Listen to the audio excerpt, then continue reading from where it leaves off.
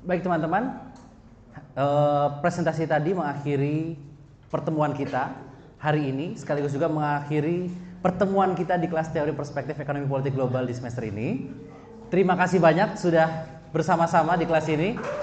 Dan kalau masih belum kapok, silahkan ambil kelas saya lagi semester depan. Kalau nggak kapok ya, kalau merasa trauma ya sudah gitu. Oke, kita coba ambil kesimpulan akhir saja dari kelas ini. Kita refleksikan, selama satu semester ini, teman-teman belajar teori dan perspektif. Yang oleh sebagian dari kalian yang bicara ke saya sedikit terkaget-kaget ya. Karena kelas ini bacaannya banyak, kerjaannya nulis semua, begitu kan? Tugasnya reading report 2 kali, kemudian bikin paper, kemudian UTS-nya juga menulis begitu ya. Nah, saya kemarin baru baca sebuah tulisan yang baru saja dipublikasikan di Quarterly Journal of Economics dari Oxford University Press. Judulnya itu sederhana, School as Cognitive Training, Cognitive Endurance Training. Itu menjawab pertanyaan kenapa sih kita harus sekolah. Dan kalimat pertama dari jurnal tersebut sangat ngena gitu ya. Hooknya nih kalau kalian nulis tulisan, kalimat pertama paragraf itu kan hook ya, dan ini hooknya ngena banget. Penulis paper tersebut bilang, sekolah itu bukan sekedar aktivitas transfer of knowledge, bukan sekedar transfer ilmu pengetahuan, tetapi lebih dari itu, yang namanya sekolah adalah proses melatih cognitive endurance. Apa itu cognitive endurance? Cognitive endurance adalah daya tahan, kemampuan seseorang untuk bisa berpikir dalam jangka waktu panjang secara terus-menerus. Hari ini kita dihadapkan dengan banyak teknologi yang memudahkan kita di satu sisi, tetapi di sisi yang lain bisa jadi menjebak kita untuk terlalu bergantung sama teknologi. Yang akhirnya membuat kita tidak memiliki endurance untuk berpikir tadi. Karena kita mendelegasikan semua yang kita pikirkan kepada teknologi. Ini salah satu refleksi yang dituliskan, saya waktu itu baca tulisan seorang profesor di Stanford University. Dia punya mahasiswa dan mahasiswanya juga punya hambatan ya, punya tantangan untuk bisa berbicara dalam satu kalimat yang lengkap. Kenapa? Pengakuannya mereka adalah mereka sudah terlalu terbiasa ketika berpikir.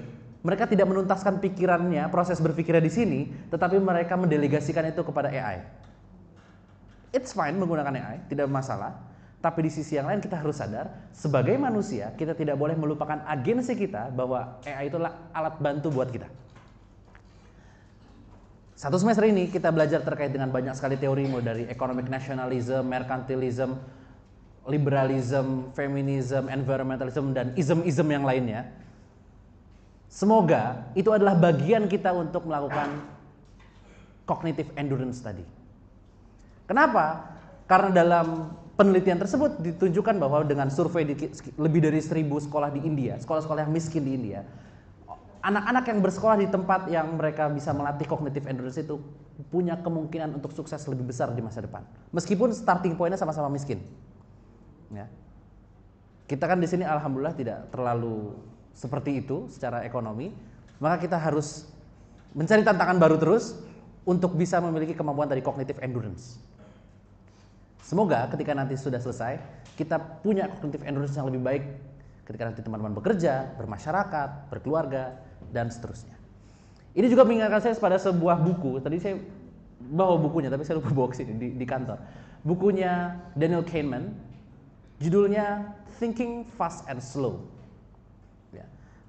Penulisnya Daniel Kahneman mendapatkan Nobel Ekonomi. Padahal dia aslinya bukan ekonom, dia psikolog.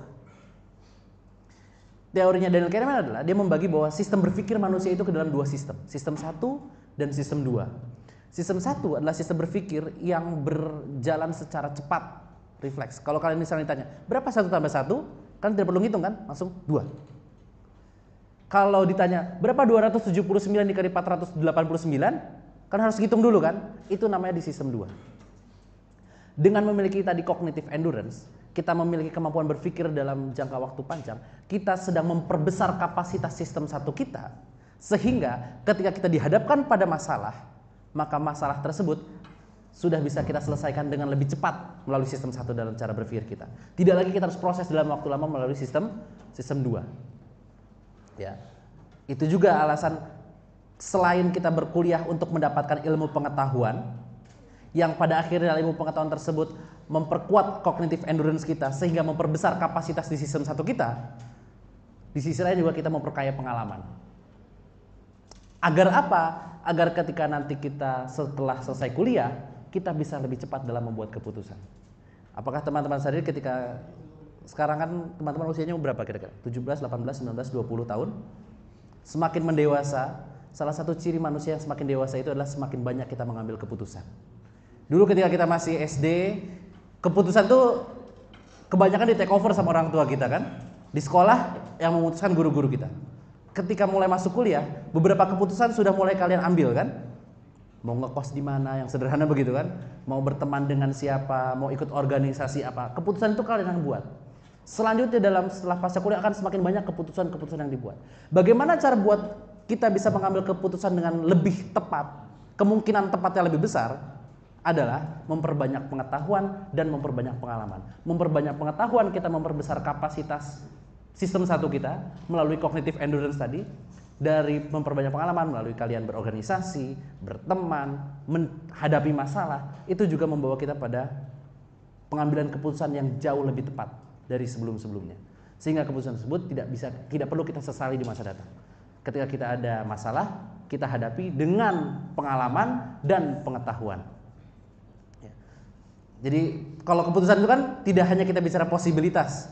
Posibilitas itu 50-50 selalu, ya atau tidak. Tapi kita bicara probabilitas, seberapa besar kemungkinan dari keputusan yang kita buat itu membawa kita pada kesuksesan yang lebih besar di masa depan. Insya Allah, apa yang kita lakukan selama 1 semester ini bisa membawa teman-teman menuju ke sana. Oke. Terakhir ada nasihat dari Ibnu Athaillah yang saya teringat dari guru saya dulu. Ibnu Athaillah itu dalam kitab Al-Hikam itu menulis salah satu hikmah yang beliau tulis adalah gini. Kurang lebih dalam bahasa Indonesia begini. Benamkan dirimu ke dalam petala bumi karena sesuatu yang tidak ditanam tidak akan dapat tumbuh dengan baik.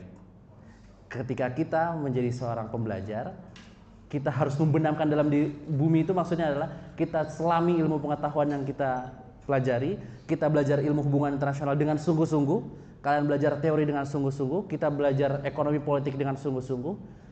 Kita masih dalam proses menanam karena kita dalam tanda kutip masih dalam bentuk biji. Jangan kita taruh biji itu di atas tanah. Karena kalaupun tumbuh, nggak bakal tumbuh besar. Kita tanam dulu kita dalam tanah sehingga kita nanti muncul di tengah masyarakat. Kita sudah tidak hanya biji, tapi kita sudah membawa buah, membawa bunga, membawa kebermanfaatan bagi semua. Ya, insya Allah proses kuliah itu membawa kita menuju ke sana. Jadi nikmati prosesnya. Kalau ada kesulitan, ya, fa inna ma'al usri yusra, inna ma'al usri yusra.